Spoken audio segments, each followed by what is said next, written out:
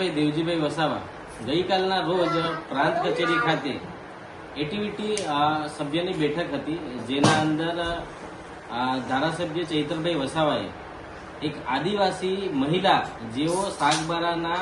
તાલુકા પંચાયતના પ્રમુખ છે, ચૂંટાયેલા પ્રતિનિધિ છે, મહિલા આગેવાન છે, તેઓને અપશબ્દ બોલતા ના મારાથી આજે શબ્દના એનું વર્ણન ના થાય એવા શબ્દનો ઉપયોગ કર્યો, જે સાંભળીને ત્યાં આગળ ઉપસ્થિત અમારા તાલુકા પંચાયત ડેડિયાપાડાના સભ્ય છે સંજયભાઈ વસાવા, જે એક આદિવાસી દીકરા છે આપણા, એમને જાણ કરી કે ચૈતરભાઈ તમારાથી આ ભાષાના અંદર એક મહિલા જોડે વાત ના થાય, એ આપણા આદિવાસી બેન છે. તો ચૈતરભાઈને ગુસ્સો આવતા ચૈતરભાઈએ મોબાઈલ વડે અમારા સંજયભાઈ વસાવા પર હુમલો કર્યો. ત્યારબાદ પ્રાંત સાહેબે એક સરકારી મિટિંગ હતી, તે સરકારી મિટિંગના અંદર પ્રાંત સાહેબે પોલીસને જાણ કરી. જાણ કર્યા પછી પોલીસ સ્થળ પર આવીને બધાને છૂટા પાડ્યા. ત્યારબાદ પણ પોલીસનું પણ કાયદાનું પણ ના માન રાખતા માન્ય ધારાસભ્ય ચૈતરભાઈ વસાવા છે, એઓની પોતાની ગુંડાગર્દી કરીને કાચનો છૂટો ગ્લાસ સંજયભાઈ પર ફેંકવામાં આવ્યો, મારવામાં આવ્યો. આ પોલીસ અધિકારીનો હાથ વચ્ચે આવી જતા સંજયભાઈને કોઈ મોટી જાનહાનિ નથી થઈ, પણ આવા આક્રમક અને ગુસ્સા અને ગુંડાગર્દી ધરાવતા માનસિકતા ધરાવતા ધારાસભ્ય ચૈતરભાઈ વસાવાએ અમારા એક આદિવાસી દીકરાઓ પર હુમલો કર્યો છે. ત્યારે પોલીસે કાયદેસરના પગલા ભર્યા છે, જેમાં એમની અટકાયત કરી છે.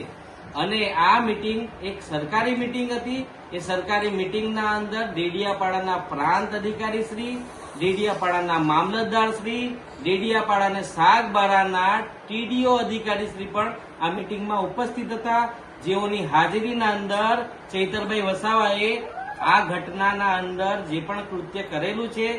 ના બોલવાના શબ્દ અમારી આદિવાસી દીકરી ઉપર એમને ગાળામગાળી કરી છે, અપશબ્દ બોલ્યા છે, એ અમારો સમાજ ક્યારેય પણ ચલાવી લેશે નહીં. પણ હાલ જયારે એમની ધરપકડ થઈ હશે, ત્યારે કેટલાક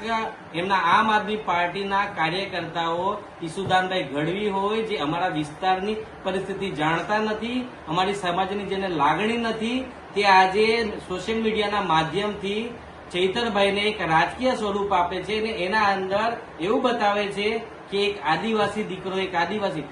હંમેશા ચૈતરભાઈ હોય કે એમના મૂર્તિયાઓ હોય, જેઓ સમાજના નામે રાજનીતિ કરીને પોતાના રોટલા શેકે છે.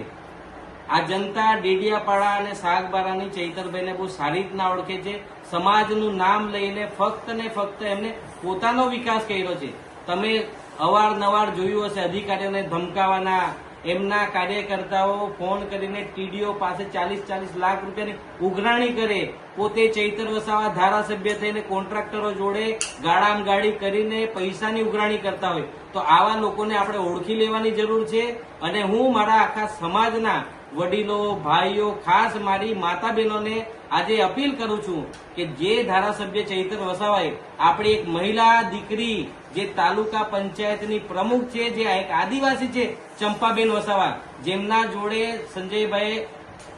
ત્યાં આગળ ઉપસ્થિત હતા અને ચૈતરભાઈએ જે ગાળામગાળી કરી છે, એ ક્યારે અમે ચલાવી લેવાના નથી. અને આ વિડીયોના માધ્યમથી હું આમ આદમી પાર્ટીના કાર્યકર્તાઓને આજે પણ કહેવા માંગુ છું કે અમારા કાર્યકર્તા હોય, અમારો સમાજ હોય, તે લોકોને ગેરમાર્ગે દોરવાનું બંધ કરો અને આપણે ક્યારેય ચલાવી નથી લેવાના.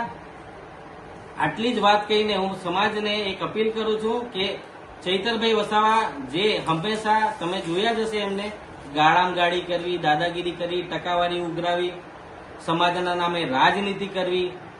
સમાજના નામે રાજનીતિ કરીને ફક્ત ને ફક્ત એમને મોટા બંગલા બનાવ્યા છે, ફોર્ચ્યુનર છે, થાર છે, એ વીઆઈપી ગાડીઓમાં ફરવું છે, સફેદ કપડાં પહેરીને ડેડિયાપાડાના સ્થાનિક પ્રશ્નો પર ધ્યાન ના રાખીને છોટાઉદેપુર, દાહોદ, ગોધરા આ બધા વિસ્તારો અંદર એમનો પ્રવાસ રહે છે. આ ડેડિયાપાડાના અંદર એક ધારાસભ્ય તરીકેની જવાબદારી છે, એ કામ કરવાનું છોડીને